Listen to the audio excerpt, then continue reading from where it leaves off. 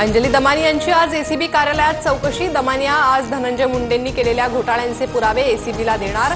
कृषी विभागात 350 कोटींचा घोटाळा, दमानियांचा आरोप। सुपेकरने जेलमधील आरोपींकडून 300 कोटी मागितल्याची माझ्याकडे तक्रार, सुरेश धस यांचा दावा।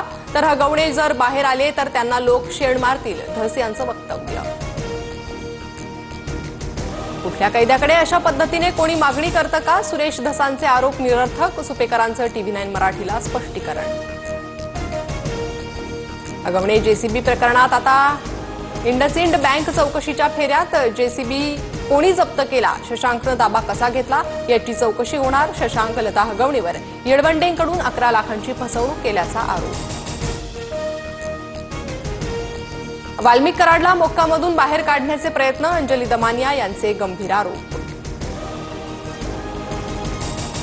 मुंबईत भाजप मोठा भाऊ तर शिवसेना लहान भाऊ असणार। मुंबईत सध्या भाजपच्या नगरसेवकांची अधिक संख्या असल्यानं भाजप अधिक जागा घेणार, सूत्रांची माहिती। अजित पवारांकडून विकास कामात अडथळे, शिंदेंच्या मंत्र्यांची तक्रार। स्वतः मुख्यमंत्री फडणवीस आणि अजित पवारांशी बोलून प्रश्न सोडवेन, शिंदेंचे नाराज मंत्र्यांना आश्वासन, सूत्रांची माहिती।